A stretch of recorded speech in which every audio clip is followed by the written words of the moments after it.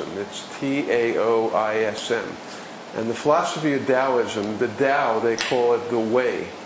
And it's this indefinable thing. They talk about everything is, people who are into the Tao say, if you live by the Tao, you're not thinking very much, you're kind of very at peace with yourself. And Taoists don't believe in a lot of government. They don't believe in a lot of control. They think the less government, the better. People will do better without control. They'll be, the better part of humanity will come out if you have less control.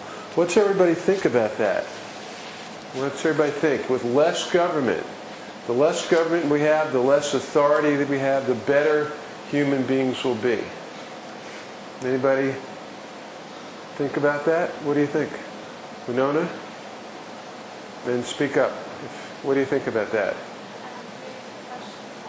Oh, okay. The less authority there is, the less government, the better a human being will be. That's the Tao. What do you think about that? I don't necessarily agree or disagree. I think it probably has more to do with the balance. It has what?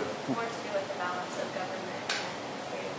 The balance of government and freedom. Okay, well, I mean, let's say the government just stopped. There was nothing, the government really didn't tell you what to do. Nobody would call the police on you. There wouldn't be any taxes.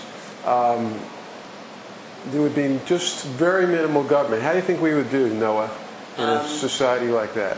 Well, I think there's a lot of different worlds. I mean, I think right now, with the amount of, with currency and the sort of the want for material gain, yeah, is sort of, I mean, I don't think that that would really work now, because I think at the minute that happened, people would start getting robbed, looted, you know, like there would be insanity now. But if it was...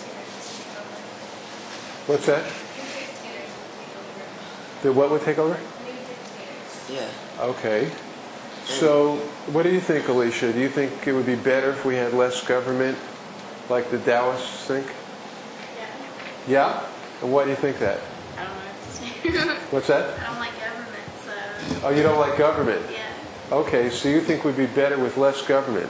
What don't you like about government? I don't know, I don't like the idea of it. You what? I just don't like the idea of it. You don't like the idea of it. Why is that? I don't know. I just don't. Well, what don't you like about it? People telling us what to do. See, people telling other people what to do? Yeah. Okay. And you don't think that's necessary? Not for some people.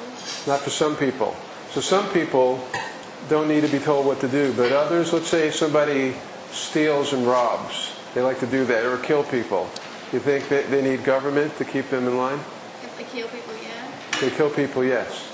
But most of the time you think people don't need government, right? Okay.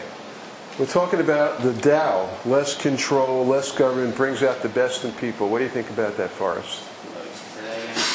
The Taoists. No, can you say it again? The Taoists think that less control, less government is better. People are better with less government. What do you think about that?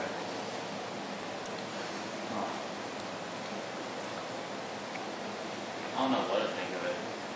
You know, it makes sense, but I don't know. what about, you know, there's some, would everybody agree that there are, like, you know, people who are kind of bad and others who are good, and somewhere in between? Does everybody agree with that? There's some people who you wouldn't trust to bring in your house, and others you feel fine about. Is that true? Yeah. Is there a whole...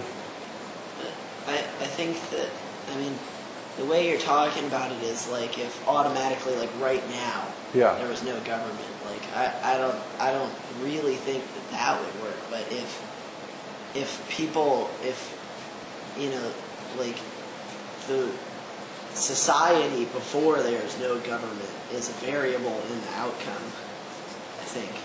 And if society was a lot different than it is today, I think it'd be fine.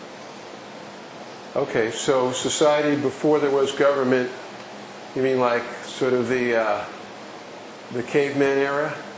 Or the... Yeah, I guess. or I mean, it just... people roamed in herds or tribes? Or, Well, even before any outside influence, I'm talking about like the first people. You know, like if we had just gone on a different path, Yeah. that would have led us to less greediness for power, less strive for power, and that kind of stuff. I think it could be a lot different. Okay. Who thinks that human beings are basically good? Elizabeth, do you think that human beings are basically good? Good path. Good, you know, just will do good things. If not told, just will be good on their own. You'd be nice to people, do things for other people, not steal or rob, respect other people. You think people are like that naturally? Maybe. Maybe, okay. Well, give me a little bit more than maybe. I read your paper. I know you're a deep thinker.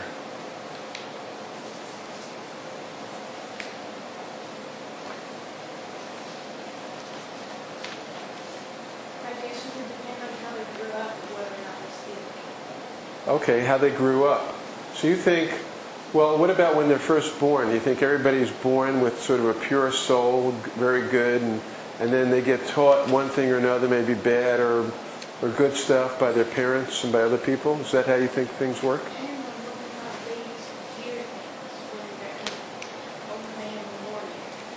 Depends on what? Whether or not they can hear things Okay. when they haven't been born. But I guess Okay. All right, so Lao Tzu talks about less government. Now, in our readings, which I understand some of you did and some of you didn't read, there's a poem. Did everybody read "The Law is in the Seed"? Did anybody see that? Read that? This is a poem from Native American. The law is in the corn.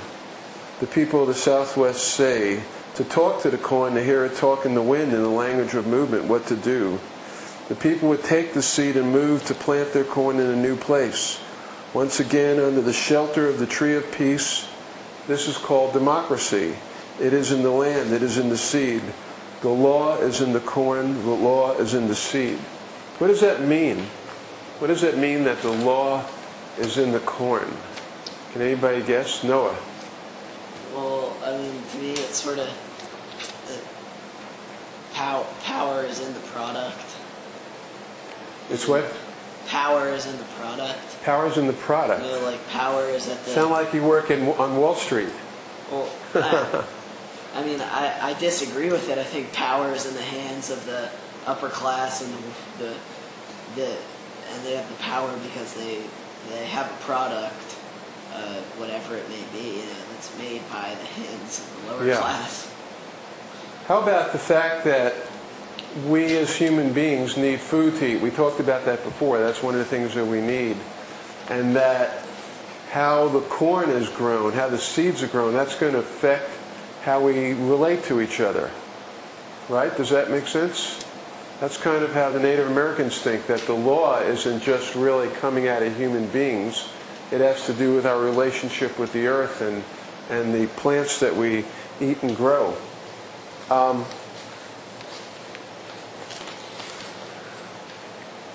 Now, who read some of the Native American stuff? Anybody? Except for me? I don't have it yet. What's that? I don't have it yet. You don't have it yet? Okay, I'll get that to you. Okay, I want you to do some reading here. And let's, look at that next week.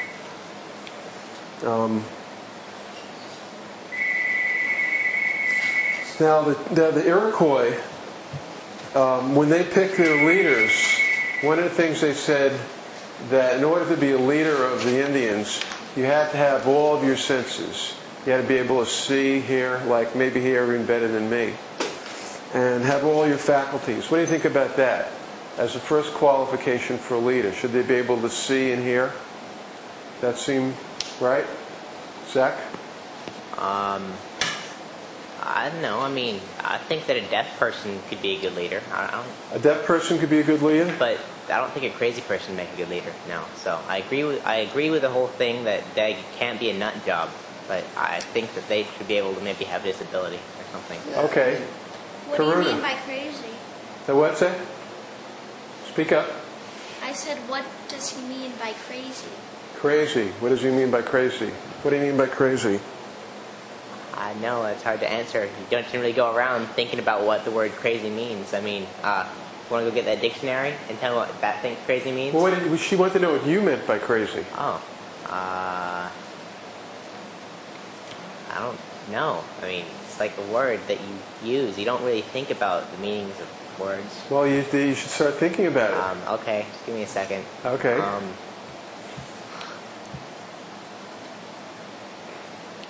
Like they should, what they say to do should make sense. It shouldn't be like, let's all go out and paint our fences pink because I said so. Do it now, like that. Okay. I mean, for that no reason. They have to have, yeah. Okay. The chiefs in the Native American tribes were chosen by clan mothers. The clan mothers, each big family had a clan mother, and the mother kind of was in charge, and the mother would decide who was going to be the chief. Alicia, what do you think about that? Having the mother of a clan decide who's going to be the chief. You think that's a good idea? No. No? I do. Why not? Other people might have a different opinion on it. What's that? Other people might have a different opinion on it. Okay, but why not have, like, the mother who knows all of the young kids, how they're going to be, decide who's going to be the chief? What's wrong with that? She might, like, have favorites. She might have favorites. Okay, like pick her son, right? All right, that's interesting. Now, other standards for a chief is they have to be free from crime. They can't have killed. They have to yearn for the welfare of the people, and they have to have great tolerance. And here's one. Their skin must be 7 spans thick. Now I run into this. I'm on the board of directors of the farm, and my skin is only 1.5 spans thick. And when people criticize me, I get criticized all the time. I hear rumors. Peter was saying, I heard a good rumor the other day, but I hear rumors like, Alan Graf did, rah, rah, rah. And then I hear something negative about myself, and I think, oh my God, that's horrible. And it takes me a while to recover. So maybe I'm not really a good leader when it comes to, the way Indians are. So what do you think about that, having skin 7 spans thick to be a leader? You seem to be amused by that. Well, it partially confuses me. What's that? Partially confuses me. Partially confuses you. Why? Well, I'm not exactly sure what a span is. Oh, okay, a span. Well, they mean it's some sort of measurement, meaning you have to have really thick skin. Yes. So Okay. they're not talking literally. Yeah, not really literally, right. They mean more like you have to be not so sensitive that when you get criticized, you're going to fall apart in a big emotional puddle. Okay? That's probably why I'm not a good leader. What's that? That doesn't really seem fair, though. I mean, I guess in some ways it could cause you to not necessarily put like in the line of fire. Yeah. I don't know, but I mean, people who are easily affected by people's criticism also could have good ideas. Yeah. Now look at Alicia. Alicia said she doesn't like government because she doesn't like people telling her what to do. People, and Forrest, he's kind of like, he doesn't know whether he likes government either. And people naturally don't like people in power. When those people who are in power, who do that, try to make decisions for everybody else's good, do something that people don't like, everybody criticizes them. Who here in this room has criticized Bush at one time or another? Raise your hands. Okay. I'll ask them who here has criticized their school principal. Okay, who has criticized their school principal? All right, that's not me. I'm raising. Peter, you haven't self-criticized yourself? All right. So is that easy to do? Is it easy to criticize President Bush? Yeah? Who thinks, oh, poor guy? Everybody criticizes him. Who feels sorry for the president? Nobody. Oh, Winona. Okay. This is going out on the internet, so Mr. Bush, we have a sympathizer here. So, okay. So, seems like he has thick skin. At least he has one, very thick. At least he has one attribute that the Native Americans think is essential for a good leader. At least one. What's that? I said one. Just one, okay. How about great tolerance? Being very tolerant of different people, different attitudes. You think that's important in a leader? Well, not if you're not going to pay attention to what they're saying. I mean, if you just, Yeah. you let it brush over you and not. Right. Okay. And the Native Americans say that people will have no authority other than what the people give them in respect. They can't have any authority unless people respect them. What do you think about that, Elizabeth? A leader should have no authority unless the people respect him or her. What do you think about that?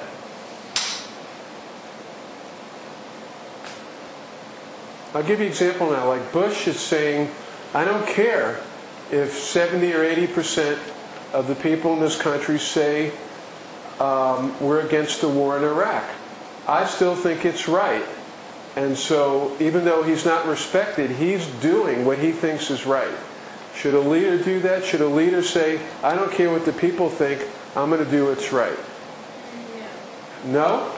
What about if that leader knows that 80% of the people are wrong and he or she is right? Should they still do what the people think they should do? It depends whether or not you want to get killed. Depends on whether you want to get killed. Well, we have a secret service, so hopefully they do a pretty good job most of the time, other than if your name's Kennedy. Now, yeah. I mean, yeah, for me, this idea is super central. There's this distinction between assigned authority and earned authority. Earned authority, yeah. And, like my understanding is a lot of Native peoples choosing a leader is very dynamic. And as Right. soon as people start going, you know what, this guy doesn't know what he's talking about, they just stop listening. Right. The leader is no longer a leader. That's right. That's, earned authority. Or earned authority is, we go to Karuna if we want to ask about dogs because we know that she knows a lot about dogs. Or we go to Alan if we need legal help because we know Alan knows the Yeah. law. This other kind of assigned authority, your sergeant in the Army is your sergeant in the Army. It doesn't matter whether you think he's, doesn't have a brain in his head or whatever. Yeah. And, from my point of view, authority is grand. As I'm with the Native Americans. Authority is grand as long as you've earned it. As long as you earned it. No such thing as assigned Right. authority. Well, first, though, the leaders are picked by the clan mother. What do you think about that? Well, I mean, I can't remember who was it who said they had a little bit. Alicia said it. I prefer the idea of people. Well, I mean, I prefer the idea of participatory democracy where people make decisions without leaders. I'm kind of with the Taoists on that. Yeah. Remember when Mark last week talked about how the mothers know the children, and that's because they know the children, that's the person to pick. And in the Native Americans, once you're picked as a leader, you're picked for life, unless you screw up. You're a leader for life. So what's everybody think about that? Like Hugo Chavez. Who knows who Hugo Chavez is? He's now the president of Venezuela. He's trying to put in a system, and I guess some Venezuelans will criticize me, where he's the president for life. He says, I'm good. People should, and he wants to be able to be there forever. Anything wrong with that? If he's really good, why should you put in somebody who's bad? Forrest? I wasn't raising my hand. What's that? I wasn't raising my hand. Yeah, it's okay. I'm still calling on you. Oh, okay. Well, I think that's just his own opinion. That's what? It might just be his own opinion. His own opinion. But what do you think about having somebody in for life? You think that's a good thing? If we can trust them. I'm decided we're gonna have a coup on the farm. We're gonna overthrow the board of directors, and I'm gonna appoint myself dictator. You all with me? Yeah. All right, there you go. My first vice president. That's all it'll take. What do you think about that? Having me be dictator of the farm for life? Well, Yeah. I mean, it's the whole, like, this person's in charge for the rest of their life. That's, I don't think they should have the right to appoint their successor, like Fidel Castro did with his brother. Or like Peter's not going to appoint Noah Karuna next principal, right? No. That wouldn't be fair, right? But there's, I mean, with the Native Americans, it's I mean, like how Peter said that, you know, if they think, oh, like, this guy's sort of losing it and he's the leader, then they just stop listening to him. Yeah. But like, if we really went, like, it's an unwritten agreement that as a citizen of this country, you know, like, we're still here, so he's our president. Right. You know? And there's places with less state governments, like in Africa, there's really, like, government coups of the people. Like, the people are, like, freaking out, you know, we want freedom from this guy, you know, like, we don't want this guy to be in charge, and then the government sends out troops to kill those people. Okay, I'm writing something on the board here, and you tell me how this relates to what we're talking about. Balance of powers. Balance of powers. Does everybody know what the balance of powers is? Yeah, well, there's the checks and balances. Checks and balances. In our government now, the current government we have, the federal government, and also in the state, we have an executive branch. That's the president or the governor. That's the leader. That's the person we'll talk about, person of authority. But then we have the checks and balances, a balance of power. We have a legislature where people have elected people. We're supposed to have. We're supposed to. And we have a judiciary, judges. Okay? Those concepts are taken from Native American government, a balance of power. Now, let me get some of my reading material here. Did anybody look at the Declaration of Independence? It's in your reading material. Did anybody see that? I've seen it before. You've read it before. Okay. And, well, the Constitution, actually, which is what we're going to be getting into pretty soon, starts off with the phrase, "We the people." Now, that's really big. That was a big step for the colonists because the colonists were governed under a king.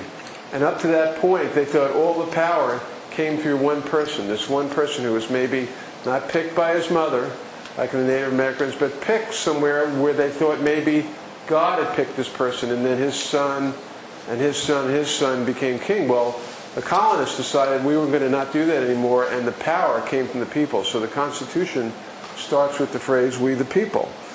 And in the Declaration of Independence, this is my favorite phrase ever. Okay, I want to talk about this. "We hold these truths to be self-evident, that all men are created equal, that they are endowed by their Creator with certain unalienable rights, that among these are life, liberty, and the pursuit of happiness." Okay, what does it mean that we hold these truths to be self-evident? What does that mean? These are given, these are written in stone. What's that?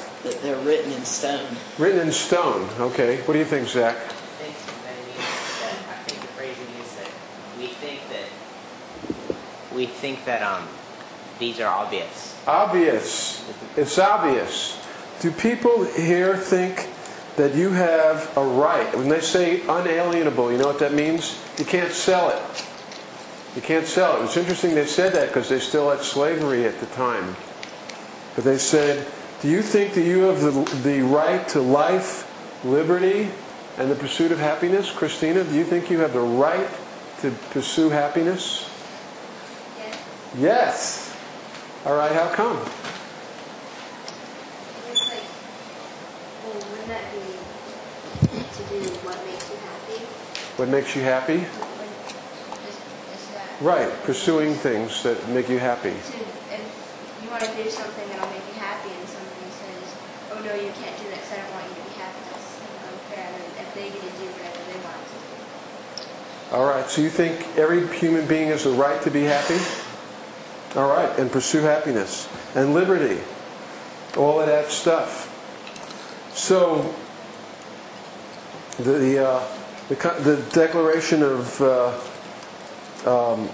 also says, whatever form of government becomes destructive of these ends, it's the right of the people to alter or abolish it and institute a new government. So did you know, according to the Declaration of Independence, we have the right... Who is happy with the federal government right now, as it is? Who's happy with it? Nobody. Okay, I should be careful now. It's just going out on the internet. According to the Declaration of Independence, we have the right to overthrow the government. That's the Founding Fathers said that. Okay, so who's with me? Yeah. Well, anyone who's ever given this half a shot, bad choice of words, knows that in fact they get shot by the government's police. That's right. And we now have, we not only can't overthrow the government, we can't even speak badly about the government in certain locations, except in, we now have the concept of a free speech zone. Right. That's right. That's right. Clearly, our government is violating our Yeah, and again, part of the dynamics of this class is that, I've got microphones set up. And have anybody looked at the classes on YouTube? Anybody check them out? Yeah? All right, cool. What do you think? You like them? Yeah, so you all are getting out to the world. This class is getting out to the world. And so, so we have the right to overthrow the government. Thomas Jefferson and all the people who wrote the Constitution says we have the right. Now, would everybody agree that President Bush has been disrespectful of the right of people to be free? Well, I think that the Constitution was sort of written with an asterisk at the end, multiple, because a person of color isn't really a man, and a woman doesn't have the right to vote, and right, it's. Yeah, and they said this, we hold these truths to be self-evident that all men are created equal. What do you think about that, Alicia? They said men, they didn't mention women. Does that bother you? Not really. What's that? Not really. Not really? You don't think women are equal to men? Not better. What's that? Better. They're better than men! All right, that's good. So all men are created equal, and it should say, and all women are better. All right, we should change that. Okay, I want you to think about this. We're about to take a break, and I'm going to tell you what we're going to do when we come back. It's going to be very exciting. It's not a guess, but remember we talked about what government needs is like self-preservation. What government does for you, it helps preserve people. If I can spell right, that'd be dangerous. And safety. Maybe gives you safety, liberty, and a good government has people who are good governing people. So there is some sort of control or balance of powers over people getting out of hand. Okay, now for all the stuff that we've talked about in the last few classes, I want everybody to come back here at 10 to 5, okay? And what we're going to do when you get back is we're going to pretend again that all the adults have vanished. Okay? And I'm not going to do anything. I'm going to run the camera, and you all are going to convene and meet and figure out what you're going to do. You're going to start setting up your own government, and you're going to have a meeting and talk about how you're going to take care of yourselves now that all the adults have vanished. And start to and use some of the principles we've talked about. Okay? See you back here by that clock, 10 to 5. Bye-bye.